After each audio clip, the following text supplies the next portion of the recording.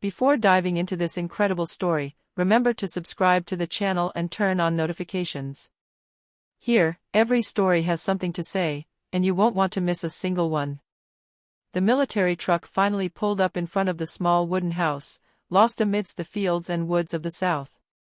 Daniel Harper, a decorated sergeant returning from a decade of service on the front lines, placed his hand on the steering wheel, breathing in the fresh air heavy with the scent of earth and pine. After so many years of fighting, sleepless nights, and battles, he longed to return to the warmth of his home and the smile of his daughter, Emily. He slowly climbed out of the vehicle, his military bag still slung over his shoulder, and surveyed the farmhouse.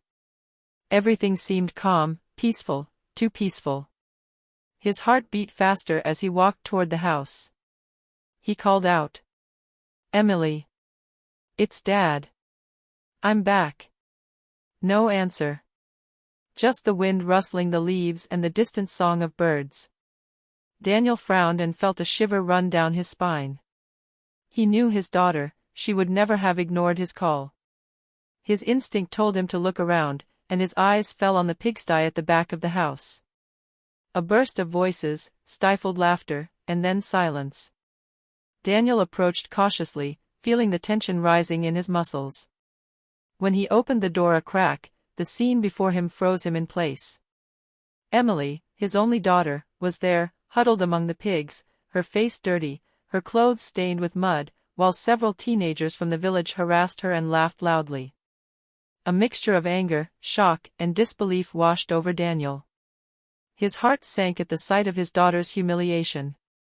But instead of shouting or hitting, he took a deep breath and let his eyes take in the scene. His weighty, authoritative silence silenced the teenagers. Emily looked up and met her father's gaze. In that moment, she understood that he was no longer just the father she knew, but a man returned from the brink of death, capable of protecting and transforming this humiliation into strength. Daniel took a step forward, extending his hand towards her, and said in a firm but calm voice, "Come on, Emily. You don't have to go through this. Ever." It was the beginning of an unexpected return, of a father ready to do anything to restore dignity and hope to his daughter, and to face the shocked gaze of an entire village. The silence that followed Daniel's words seemed to weigh heavily on the entire pigsty. The teenagers, who just seconds before had been laughing and mocking Emily, instinctively recoiled. They had never seen Daniel Harper like this. He was no longer just the absent father, he was a man whose gaze commanded both respect and fear. Emily, trembling and her face reddened by tears and mud, timidly took her father's hand. The warmth of his firm, protective touch gave her a little courage. The pigs, oblivious to the human commotion, grunted and rooted in the ground, but Emily didn't even see them. Her attention was entirely on him. "Who gave you the right to treat me like this?" Daniel's voice echoed through the pigsty like a thunderclap. Each word, measured yet charged with authority, made the teenagers reel. None of them knew how to reply. One of the older ones, a boy named Tyler, finally dared to mutter, We were just having fun." Daniel took a step forward, his piercing gaze fixed on him. "Having fun? Humiliating a girl, my daughter, is that a game to you?" His voice was low, icy, yet full of control. Tyler felt his knees buckle under the weight of this suppressed anger. Emily, still holding her father's hand, felt her fear gradually dissipate. She dared to raise her head and whisper, "Dad, thank you." Daniel held her lightly against him, but without letting himself be distracted. Then he turned to the other teenagers. "I advise you to leave now, before I lose my patience. And you will remember that every action has its consequences." Without another word, the teenagers left the pigsty, some still in shock, others ashamed of their behavior. Silence fell again, but this time it was different. It was no longer a silence of fear or mockery, but a silence of respect. Daniel led Emily out of the pigsty. The sunlight blinded them for a moment, but it seemed to symbolize a new beginning. He gently cleaned her with an old damp rag he found in the barn, his calm and caring gestures contrasting with the harshness of the previous scene. "You don't have to go through this. Never. "No one will ever do this to you as long as I'm here," he repeated, his words echoing in Emily's heart. She knew, for the first time in a long time, that her father had truly returned. The next morning, the news spread like wildfire throughout the village. Daniel Harper had returned, and he had found his daughter in the pigsty. The neighbors, curious and frightened, watched the house from a distance, whispering amongst themselves. No one dared approach. Emily, still reeling from the previous day's humiliation, stood by the kitchen window. She saw the judgmental stares of the other residents, but this time, she felt protected. Her father was there, and every gesture from Daniel reminded her that she was no longer alone in the face of the world's cruelty. Daniel, sitting at the kitchen table, was speaking calmly to his daughter. "Emily, I know what you went through yesterday was humiliating and unfair. But you need to understand something: strength doesn't come from anger or revenge, but from dignity and courage." Emily nodded, trying to hold back her tears. "Dad, how did you know what to do?" she asked. Daniel smiled slightly, a glimmer of pride in his eyes. "I learned in the army that calm and control can sometimes be more powerful than brute force. And you have to learn to stand up for yourself, no matter what." Meanwhile, outside, the teenagers from the previous day were telling their version to the other villagers. Each one amplified the story, and soon, the figure of Daniel became that of an almost mythical man, a father returned from the war, imposing respect and fear, capable of defending his daughter with unwavering authority. The looks and whispers changed. Some villagers timidly knocked on the door, apologizing for the teenagers' behavior. Daniel greeted them firmly but without anger. He wanted the village to understand an essential lesson: dignity and respect are earned, but easily lost when others are humiliated. Watching her father interact with the village, Emily felt a new strength awaken within her. She was no longer the fragile, timid girl who had been left alone. She was beginning to understand that her father wasn't just protecting her, he was showing her how to walk confidently in a world that could be cruel. At the end of the day, as the sun set over the golden fields, Daniel and Emily stood side by side on the porch. The silence was now soothing, almost solemn. Emily rested her head against her father's shoulder and whispered, "Thank you for coming back. I never want to feel weak again." Daniel held her close, silently promising that together they would rebuild not only their home, but also their dignity and strength in the face of the world. The following days were a mixture of silence and rebuilding. Daniel had decided not to let the pigsty become a place of shame for his daughter. With determination, he began to clean the place, removing the mud, debris, and weeds. Emily, hesitant at first, followed him, holding the tools awkwardly in her hands.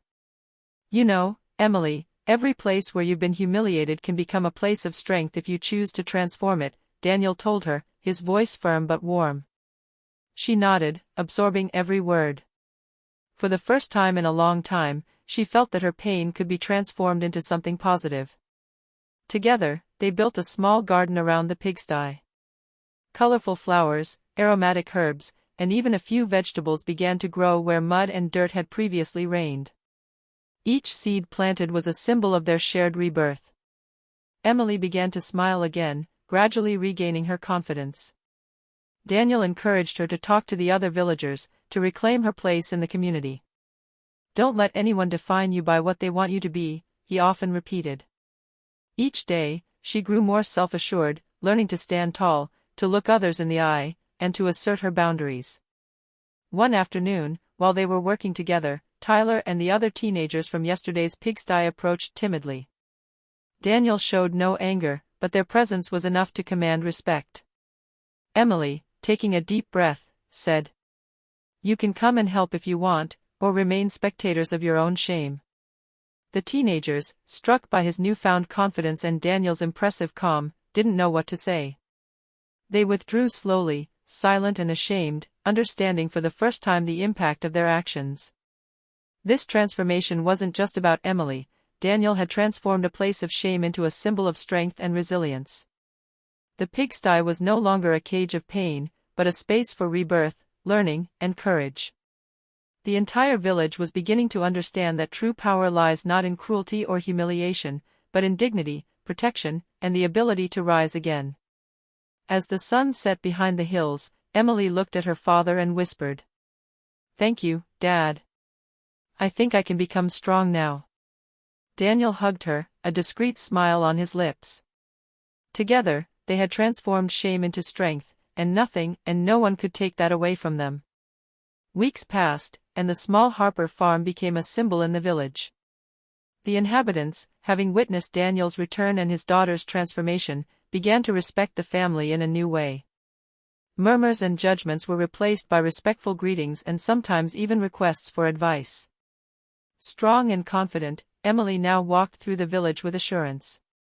The scars of humiliation hadn't completely faded, but they had been replaced by a newfound determination. She would never be defined by the cruelty of others. With her father by her side, she stood up for herself, even helping the youngest children defend their dignity against mockery and injustice. One afternoon, while she was working in the garden she had helped to transform, Tyler approached shyly. "Emily. I'm sorry for what happened. I didn't know." Emily looked at him, silent for a moment, then smiled slightly. "It's over. But remember, respect and courage are worth more than mockery and shame." Tyler nodded, finally understanding the lesson Daniel had wanted to teach through his quiet strength. Daniel, watching the scene from the veranda, felt a profound sense of pride. His daughter had grown in just a few weeks, as if 10 years of humiliation had been transformed into maturity and confidence. He knew the road ahead would be long, but the foundation was solid. Dignity, strength, and respect had replaced fear and shame. That evening, the sun setting behind the hills bathed the farm in a golden light. Daniel and Emily stood side by side, watching the garden bloom where once there had been mud and humiliation. "You see, Emily, sometimes the worst trials reveal the greatest strength," whispered Daniel. Emily smiled, feeling a peace she had never known. "Yes, Dad, and I know now that I can face the world, no matter what it throws my way." The village, once indifferent or mocking, was beginning to see Emily not as a victim, but as a dignified and courageous young woman, shaped by the unwavering love and protection of her father. And Daniel, the father back from the front, knew that his most important mission had been accomplished. He had made his daughter invincible. The pigsty, transformed into a garden, remained as a symbol of resilience and rebirth. A place that, once a source of shame, now reminded everyone that dignity and courage can emerge even from the darkest times.